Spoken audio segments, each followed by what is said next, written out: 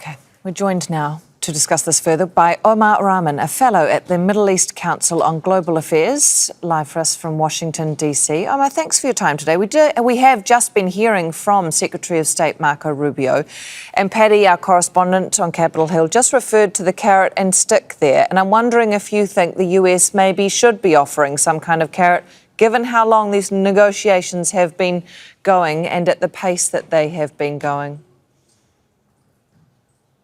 I think your correspondent described the situation well, which is, Rubio described the demands that the United States is making, but it's been unable to enforce those demands through military coercion, right? And so how is it going to get Iran to agree to those type of things? And there's no real explanation there. Again, if he's saying that there's not going to be an end to sanctions as part of this, or there's not going to be a release of frozen Iranian assets, then I don't see any path forward for agreeing to this. And we've entered a very precarious point in these negotiations where they look like they're quite possibly going to fail. And it's not on the issues that were described there by Rubio, but potentially by what's happening in Lebanon and the Iranian insistence that the Lebanese component be part of the broader end to hostilities overall. And that actually hands, a piece of leverage over to the Israelis and their desire to continue on Lebanon for its own sake, for their own ambitions in Lebanon, but also as a possible leverage to derail these negotiations. And that looks like it may be happening. All right. Omar, I want to bring in Mostafa Khosheshm. He's a professor at the University of Applied Sciences in Tehran. He's joining us from the Iranian capital. Mostafa, can I go back to another point that we've seen raised recently in Iranian media, reporting that the last message from Tehran to Washington was a few days ago. Now, the Secretary of State didn't refer to this explicitly, but would that not indicate that actually at this very moment it's Iran that's holding up any progress of further discussions? Hello, and thanks for having me. Well, no. As a matter of fact, the last text messages exchanged between the two sides was a few days ago when Donald Trump reneged and took back on his words. Actually, there were some cases that they had wrapped up, but unfortunately Donald Trump changed his mind and retreated and sent new proposals to Tehran that were not as good as before. And it was with the Iranians. The Iranians were studying it in order to change also their earlier statements and whatever they agreed accordingly.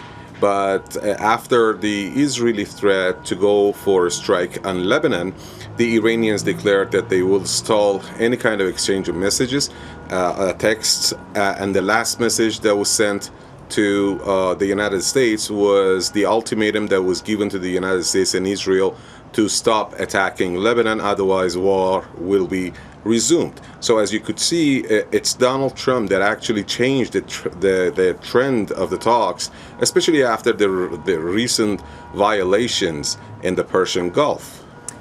Omar, can I pick up on that with you? The conflict in Lebanon feels like it's quickly threatening to overshadow these discussions and any progress that might be made. What does Donald Trump do here?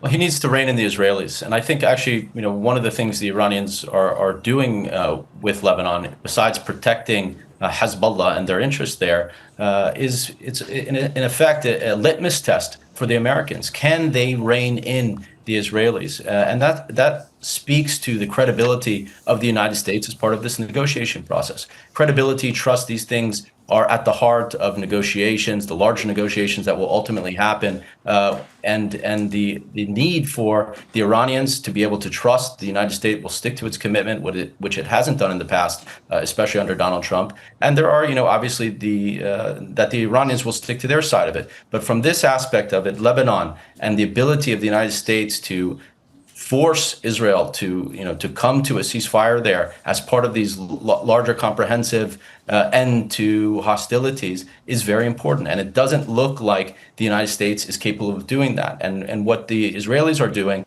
are trying to differentiate between their bombing of Beirut and their operations in the rest of the country, and saying, well, if we don't bomb Beirut, then we're committing to some type of ceasefire here, even as they continue their ethnic cleansing of the entire south of Lebanon. So we're in a very difficult position, and I think Trump is being forced to do something, but he is also restrained by domestic political forces that want him to carry on the war, his ability to sell, what's happened as a victory or not, and his allies in the region and the pressure they're forcing on him, most importantly, Israel in this case, and its desire both not to end its operations in Lebanon and not to end the larger war. And so Trump is juggling, a number of things, and he's failing at it, in my opinion.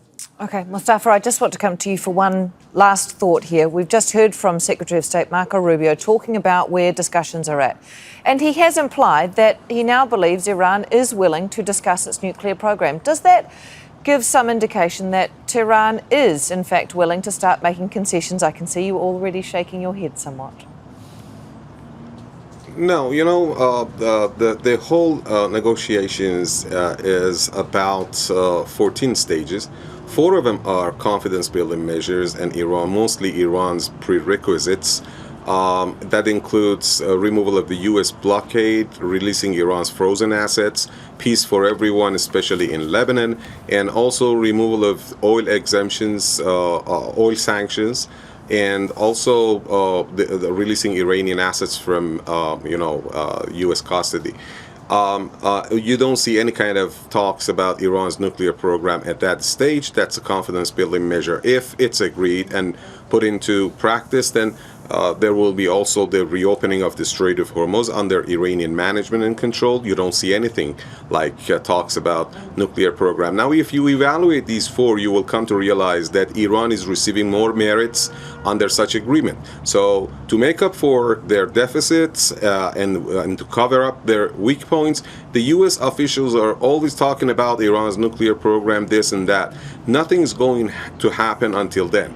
After that stage, if it's put into implementation, there will be talks about many things like war indemnity and Iran's nuclear issue. But here is the point.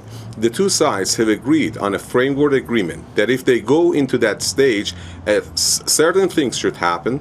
One of them is wrapping up debates and hostilities about Iran's nuclear program. It doesn't say that what is going to happen, but it's not close. We're talking about 2-3 months later after the first stage. So that's actually the strategy of Hexet, Rubio, Donald Trump, and others in order to, talk about Iran's nuclear program rather than talking about these confidence-building measures, especially considering that they have failed in devastating Iran's ballistic missile program, nuclear program, doing a regime change. They've activated Iran's potential power in the Persian Gulf. So that's a escape ahead, I believe. All right, Mostafa Khosheshm joining us from Tehran and Omar Rahman joining us from Washington, D.C. Thank you both, gentlemen.